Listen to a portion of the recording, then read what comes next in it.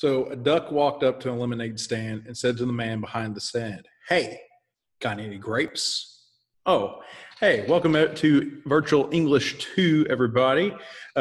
Today we're going to continue our mini unit over mentor text. Yesterday I had you interact with the mentor text of the official and unwritten rules of blank, where you follow Sherman Alexie's original and then Kelly Gallagher's original and then my original and then student example, and composed your own 11 unwritten rules of something. Today, you're going to continue that. We're going to extend it a little bit. We're also going to tie this into the beginning of my personal narrative unit. The next big assignment that you'll have will be a personal narrative that you'll write, but that you won't talk about that for another week. We're just kind of getting to know what a personal narrative is today and this week, and still focusing on mentor text. Mentor text is the key thing I need y'all to walk away with from this week. So we're going to introduce you to what what a personal narrative is real quick, and then the thing we're going to be interacting with as a mentor text is also a personal narrative. So one of the things that you'll find underneath this assignment is this excerpt from There by Tommy Orange. And it talks about the importance of of telling our own stories, of telling personal narratives. Now, I will say that this is kind of a intense little excerpt that I pulled out. It's not necessarily, it's tastefully done. I will say that it's tastefully done, but it is still intense. It talks about a person who got placed into foster home. He's telling his story whenever he got placed into the foster care of his grandmother after his mother overdosed. So yes, that is an intense thing. If you don't want to hear about it, I will hold up my mask the whole time I'm reading it. That way you can know, and once it's down, you can scrub forward to the video. And once my red mask is gone, you won't have to worry about that anymore, okay? But I will encourage you to at least hear it out because, like I said, it's tastefully done. It's not super graphic. And I'll at least read you the two main things I want you to pull away from this, because this is why it's important for us to share our stories. This is why personal narratives are important. It's not because, people usually bang on them because, like, literature and narratives, they aren't necessarily super academic because they don't point you towards like a medical degree, or they point you towards like a lawyer degree, a law degree. But you're all human. We are all human, and we all have our ups and downs in life. And we want to, and through literature, we can see how other people live. We can see how other people think. And through literature, we can see that we're not the only ones that have these ups and lows, that the world's not just a cut and dry, black and white type of thing. And there is a lot of nuance and a lot of gray that fits between those lines. And so I want you to at least be open to it. Once I start reading, I'll hold up my mask, and then when I'm done reading, I'll drop it. But the two things I want you to pull away from, I'm going to quote two things from this before I read the whole excerpt. When you hear your stories from people like you feel less alone. When you feel less alone, you feel like you have a community of people behind you, alongside you, and I believe you can live a better life. That's the importance of sharing our stories with one another, is so other people can see that they are not the only people that have experience this. We need to hear everybody's voices. Everybody's voices are valuable. Everybody's stories are valuable. Everybody has a story behind them. Us people love to share our stories. And in fact, at the very end of this, after this kid has shared his story, that is a slightly sad and but yet poignant story, he expresses himself and reflects on how it impacts him. Even though the story had been sad to remember, Orville feels like he feels okay of having told it. He feels better because of having told it, because writing is more than just an academic thing. Writing can be is a useful tool for organizing and clarifying your own personal thoughts. It can also be a good way to help yourself vent about the feelings and emotions that you're feeling. And if we tap into that, if you use the writing in that fashion and share your story, it helps you out and helps other people out. So if you're not comfortable with the subject matter because it deals with someone who overdosed, it's done tastefully. It doesn't really even, in fact, spoiler alert, she doesn't overdose, but they thought she did. But if you're not comfortable with that, I'm going to hold this up while I read. And as soon as I'm done, I'll drop it, and then you can listen back in. Today, the Red Feather brothers are going to get Lonnie a new bike. On the way, they stop at the Indian Center. Orville's supposed to get $200 to tell a story for a storytelling project he read about on Facebook. Luther and Lonnie sit outside the hall while Orville is led into the room by a guy who introduces himself as Dean Oxendine. Dean sits Orville down in front of the camera. He sits behind the camera and crosses his legs and leans in towards Orville. Can you tell me your name, your age, and where you're from? Dean says. Okay, Orville Redfeather, 14, Oakland. What about your tribe? Do you know what the tribe you are? Cheyenne from our mom's side. How'd you find out about this project? Facebook said it'd pay $200. That's right. I'm here to collect stories in order to have them available online for people from our community and communities like ours to hear and see. When you hear stories from people like you, you feel less alone. When you feel less alone and like you have a community of people behind you, alongside you, I believe you can live a better life. Does that make sense? Sure. What does it mean to you when I say story? I don't know, Orville says. Without thinking about it, he crosses his legs like Dean. Try. It's just telling other people something that happened to you. Good. That's basically it. Now, tell me something that happened to you. Like what? That's up to you. Just like you said, it doesn't have to be a big deal. Just tell me something that's happened to you that stands out, that you thought of right away. Me and my brothers, how we ended up with our grandma, who we live with now. It was after the first time we thought our mom overdosed. Would you mind talking about that day? I barely remember anything from when I was younger, but I remember that day perfectly. It was Saturday, so me and my brothers were watching cartoons all morning. We went to the kitchen to make us some sandwiches, and I found her face down on the floor. Her nose was all smashed into the floor and bleeding, and I knew it was bad because her arms were curled up at her stomach like she had fallen down on top of them, which meant she had nodded out while walking. First thing I did was send my brothers to the front yard. We were living off 38th then in a little blue house with this tiny gated patch of grass that we were still small and young enough to like playing on. I got out my mom's makeup mirror and put it underneath her nose. I'd seen that on a show, and when I saw that it was barely fogged up, I called 911. When they came, because I told the operator about how it was just me, my brothers, besides our mom, they came with 2 cop cars and a CPS worker. He was this old Indian guy, and I never saw him again except for that one time. As the first time I'd heard that we were Indian. He recognizes that we were Indian just looking at us. They carried our mom out on a stretcher while the social worker showed my little brothers a magic trick with a book of matches. Or he was just lighting matches and it felt like magic. I don't know. He's the reason they called our grandma and why we ended up getting adopted by her. He took us to his office and asked us if anyone else besides our mom, after our grandma, sorry about that. He took us to his office and asked us who else there was besides our mom. After talking to our grandma, Opal, we left and met her at the hospital. And then we went home with her. Home with your grandma? Yeah. And your mom? She'd already left the hospital by that time and gotten there. Turns out she was just knocked out from the fall. She didn't overdose. That's a good story. Thank you. I mean, not good, but thank you for telling it. I get $200 now. Orville and his brothers are leaving the Indian Center to go straight to Target to West Oakland to get Lonnie's bike.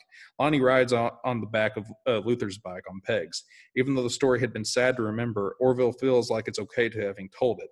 He feels even better about the $200 gift card in his back pocket. He cannot stop smiling. So that shows the importance of sharing our story. That way people understand that we're not the only ones experiencing these things. We need to have these types of narratives out here. This is actually a book by a guy named Tommy Orge. It's called There There. It's about a urban Indian experience in Oakland, to be precise, which you heard at the beginning. So that's what we're kind of be looking at these next couple weeks is personal narratives, telling our own stories. And we're going to be looking at a book of poems by Kwame Alexander to kind of continue this. This is a similar personal narrative that is being explored. And here's the thing where I need to talk about poetry.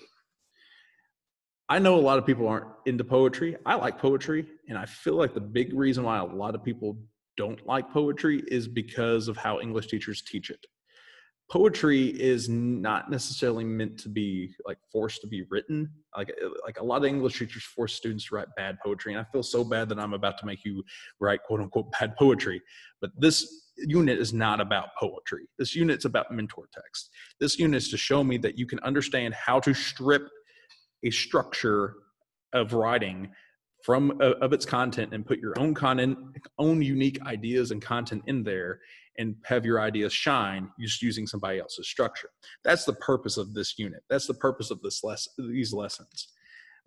Poetry is actually more of a nugget to think on. It's just a collection of words.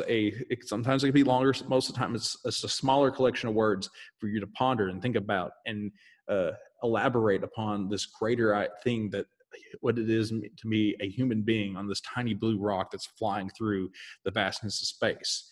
That's what poetry is about. Poetry is about thinking. And reading poetry is where we think about it. And you can write about poetry and whatnot. And if you want to write poems, it's perfectly fine. And I find that's where people go wrong as English teachers, is that we force people to write poems when studying poetry.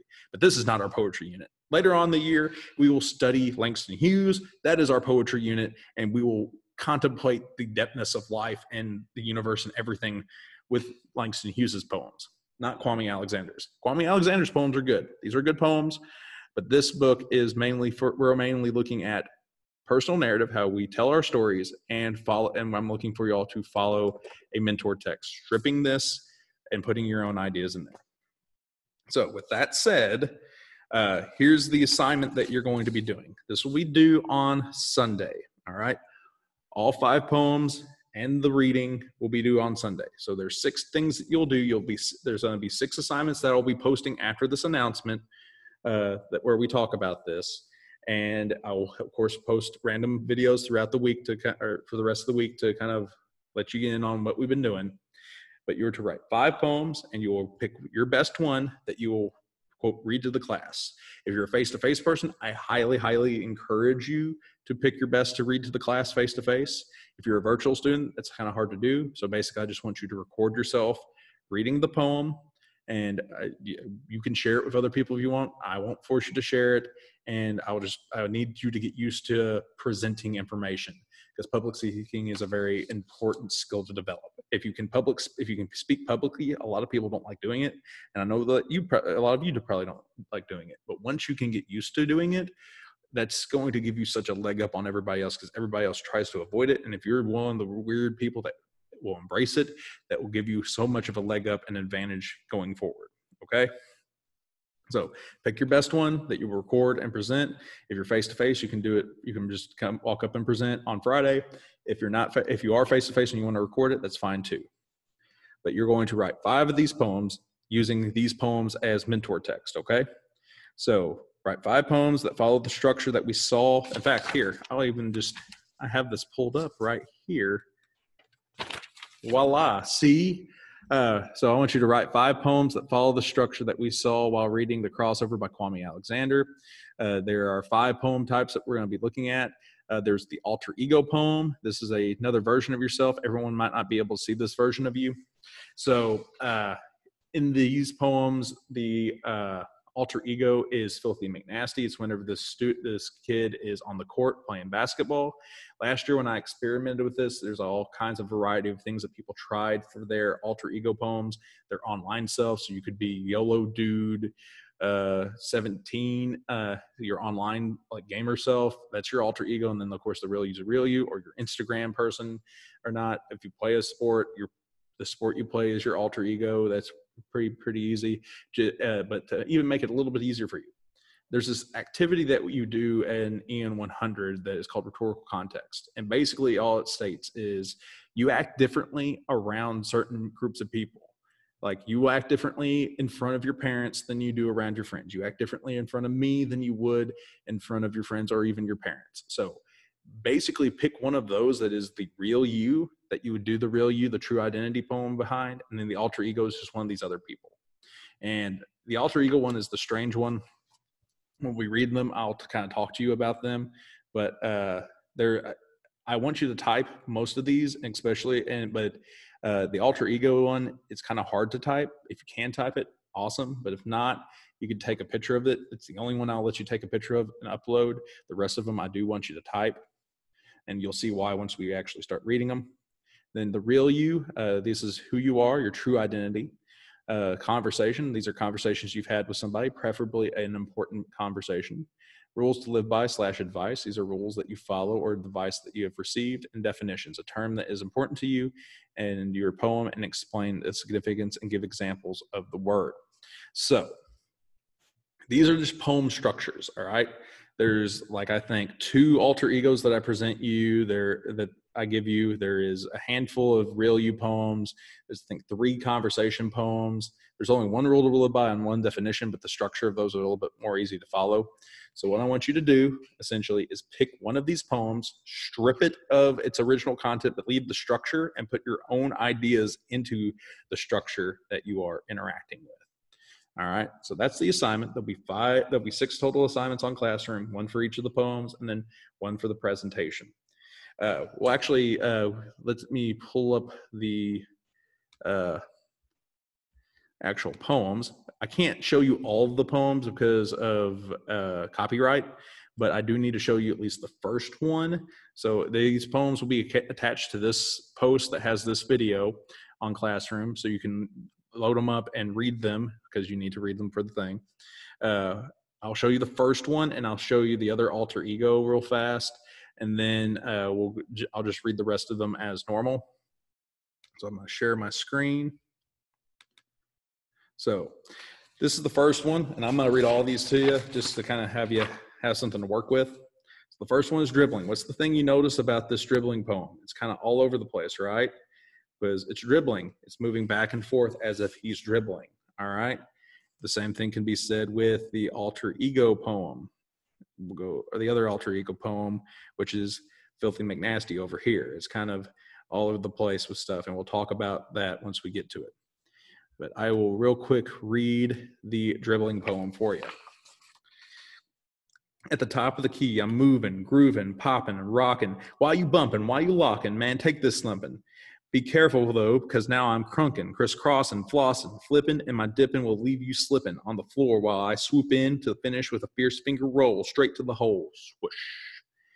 So, with an alter ego poem like this, this is the most difficult of all the poems to emulate. These are the difficult genre poems to emulate. So all I'm looking for you to do is just play around with the text in an interesting way.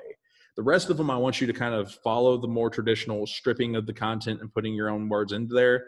And if you want to do that with these poems, I'd recommend the second one, the Filthy McNasty. It's a little bit easier for you to strip and emulate. But mainly what I'm looking here for these alter ego poems is just to play with the text in an interesting fashion. I plan on writing these as we go. In fact, the majority of what these I will be giving you will probably be, these videos will be probably me reading my poems I write for you. So here's my alter ego poem that I wrote using the other one as a mentor text. So main thing I'm looking for is just kind of how you play around with how you organize the text. So my alter ego is me, Mr. Davidson, because Mr. Davidson is different. It's not the actual Paul Davidson. Paul Davidson is a different person. There's elements of Paul Davidson in Mr. Davidson, but Mr. Davidson is a very, very different person than Paul Davidson. And this is my alter ego. Word battle. All right, everybody, it's time for word battle. Today's word battle is between Sisyphon, adjective, relating to labors and requiring continual and often ineffective effort. Plenitude, noun, a great sufficiency and abundance. Which word do you find more interesting? Why? Which word would you find more valuable to add to your vocabulary? Why? Make sure you show an understanding of the definition in your because. Virtual students, you probably have no idea what's going on. This is the thing we do at the beginning of class. It's word battle that I force everybody to do at the beginning of class, kind of get us together and start thinking. And this is the things that I say. I say, all right, everybody, come in. We do the word battle. I presented this stylistically. Me speaking is the center here. And I decided to left a line and right a line the 2 definitions that they are battling between. And then last but certainly not least is I usually say the end here because I say it every day. And after a while, you get used to what I'm saying. So I say it kind of all jumbled together. Which word do you find more interesting? Why? Which word do you find more valuable to add to your vocabulary? Why? Make sure you show an understanding of the definition in your because.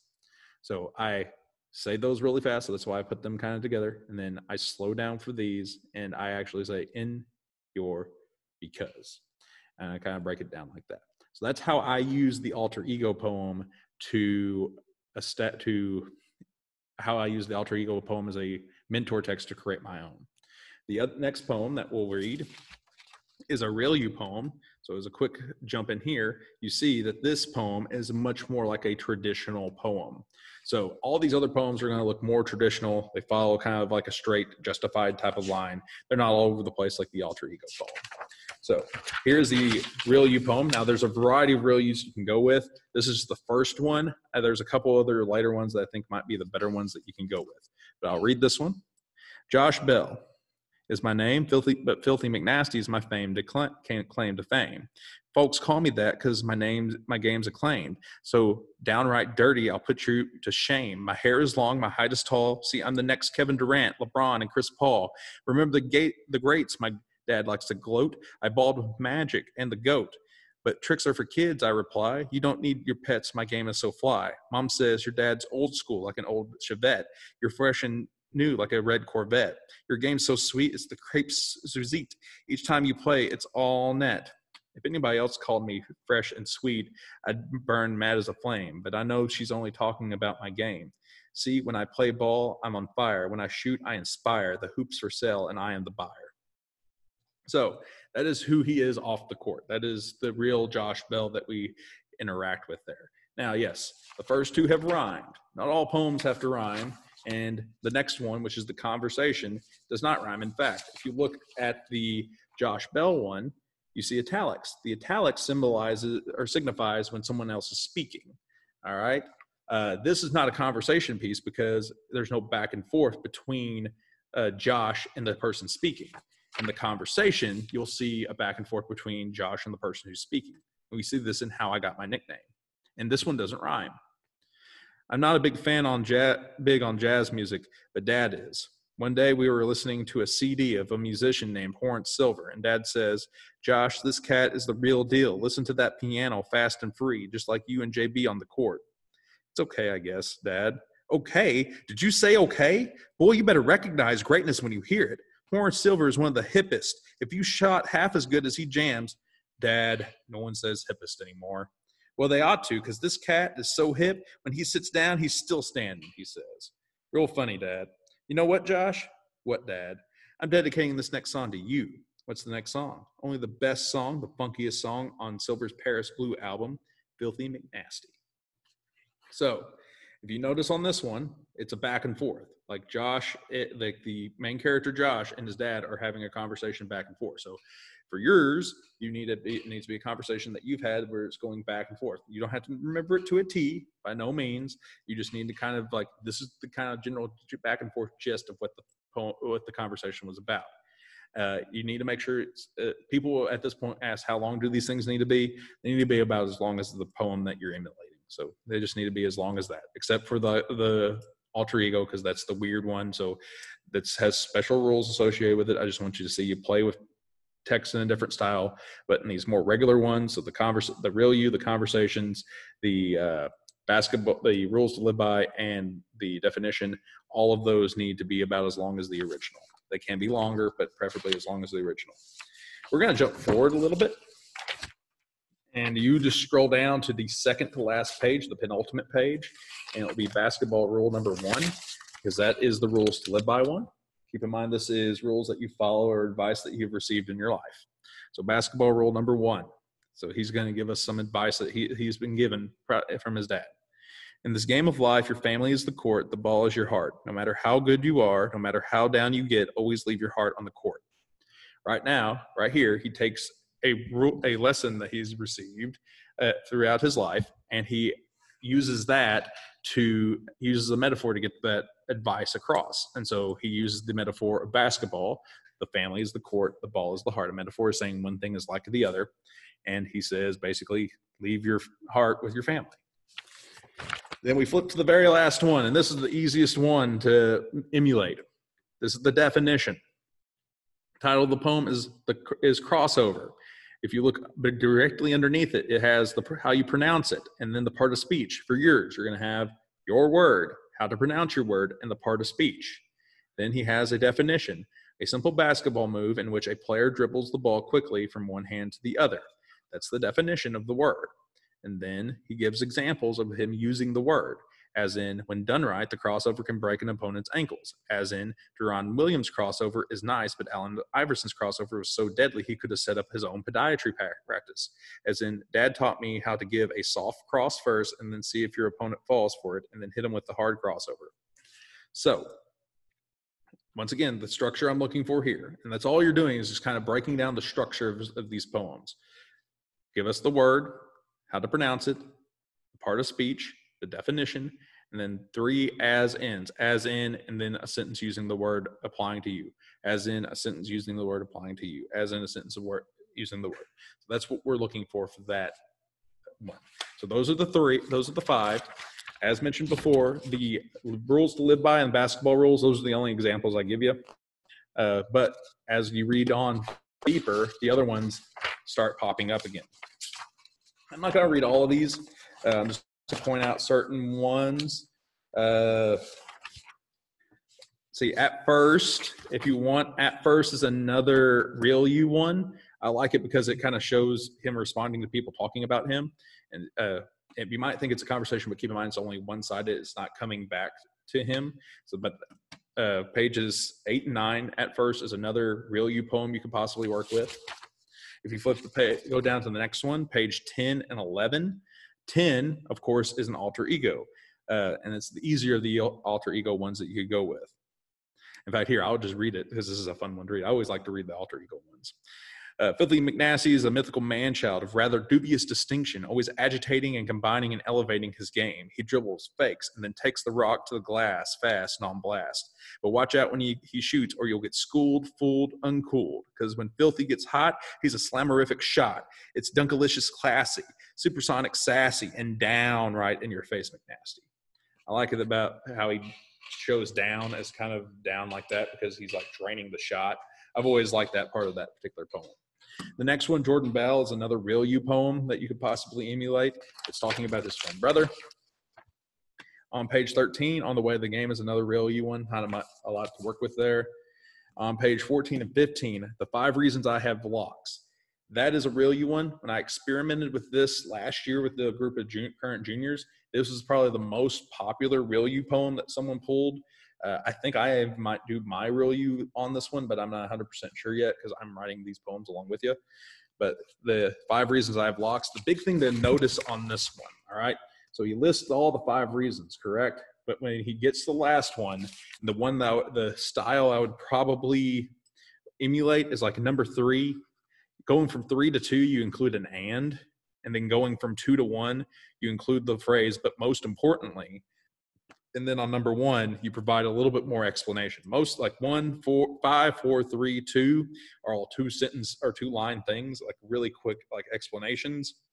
But number 1 is a little bit longer. So if you were to do the 5 reasons I have locks as a mentor for your real you, I would make sure that you have, but mostly because, and number 1 having a little bit more explanation to it.